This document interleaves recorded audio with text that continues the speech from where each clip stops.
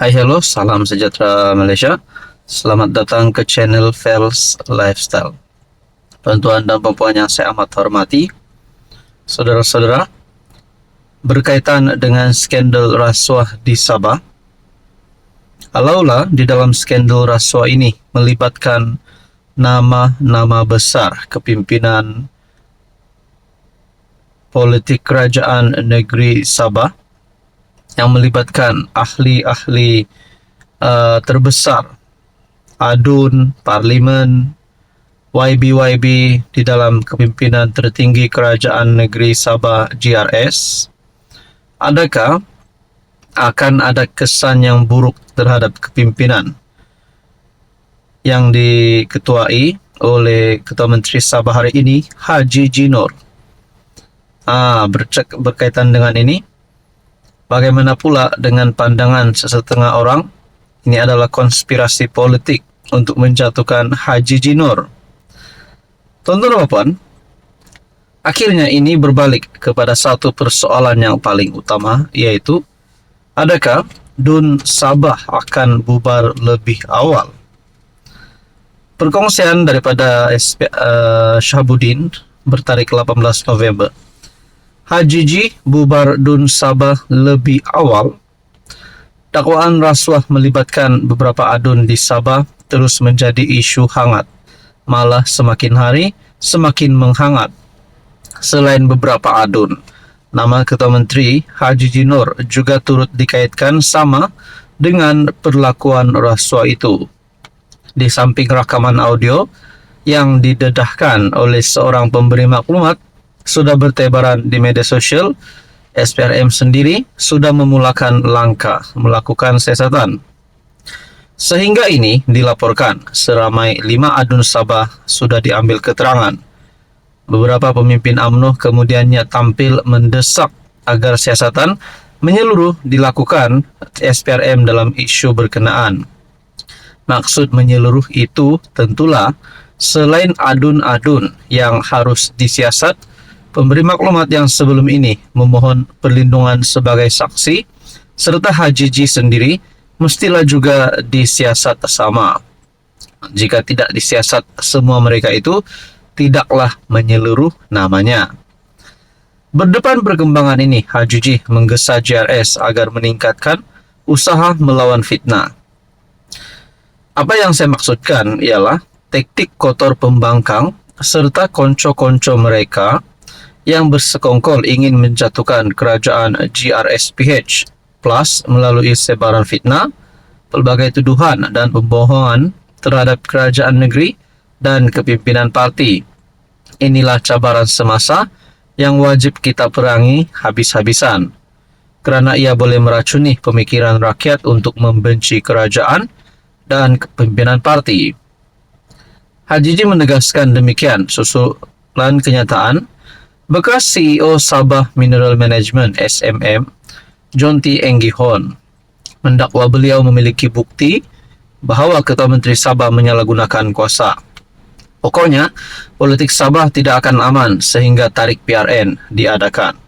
Apalagi Haji G sendiri sedar isu rasuah ini ditafsirkannya hanya bertujuan untuk menggugat kerajaan negeri pimpinannya menjelang PRN akan datang. Dengan itu, Haji G pastinya sekarang ini paling tertekan dengan isu rasuah yang timbul secara tiba-tiba ini. Tetapi jika isu rasuah ini berterusan menjadi percakapan dan hari demi hari makin banyak perkara mengejutkan berlaku, mampukah beliau bertahan? Lalu, sebagai jalan pintas untuk mengekalkan kuasa dan mengelakkan keadaan bertambah buruk, apakah mungkin Haji G akan membubarkan DUN Sabah lebih awal? Apakah PRN Sabah diadakan sebelum berakhir tahun 2024 atau barangkali seawal Januari 2025? Para saudara, sebelum ini CM Sabah telah membuat pengumuman bahawa tarik PRN adalah pada Oktober 2025. Tapi bagaimana pula dengan ulasan Shahabuddin Husin ini?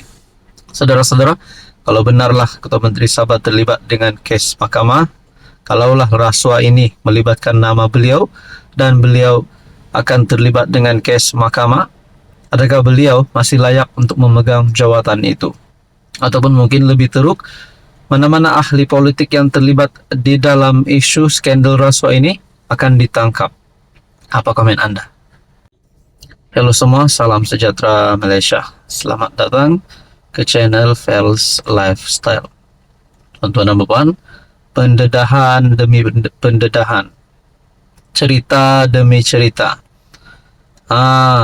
Satu persatu ada saja pendedahan terbaru berkaitan dengan skandal rasuah yang berlaku di Sabah. Ada yang kata mana-mana ahli Dewan Undangan Negeri, termasuk Ketua Menteri Sabah, kalau didapati bersalah, dapat dibuktikan mereka bersalah, jawabannya adalah satu, yaitu tangkap. Itulah sesetengah komen pandangan daripada netizen, khususnya rakyat di negeri Sabah. Takkanlah rakyat suka pemimpin politik, pemimpin kerajaan negeri yang kotor. Sudah pasti kalau kotor mereka tidak mahu lagi memberikan undi kepada pemimpin itu. Jadi mana-mana wakil rakyat, pemimpin kerajaan negeri, pemimpin politik, perlulah bersih. Tidak ada kes mahkamah. Jadi berkaitan dengan perkembangan terkini, saudara-saudara, bekas CEO yang sebelum ini mendakwa Ketua Menteri Sabah Haji Jinor menyalahgunakan kuasa, dan beliau mendakwa ada bukti. Dan ini adalah keputusan ataupun perkembangan terkini. Bekas CEO disoal siasat hampir 7 jam file laporan SPRM terhadap Ketua Menteri Sabah. Bekas Ketua Pegawai Eksekutif Sabah Mineral Management Sdn Bhd Jonty Enggihon disoal siasat selama hampir 7 jam berhubung laporan SPRM yang dibuat terhadapnya. Malaysia kini dimaklumkan bahwa dia diarahkan ke Ibu Pejabat SPRM Sabah di Kota Kinabalu KK untuk satu lagi sesi. Malaysia kini difahamkan Jonty hadir ke Ibu Pejabat SPRM pada jam 2.30 petang semalam.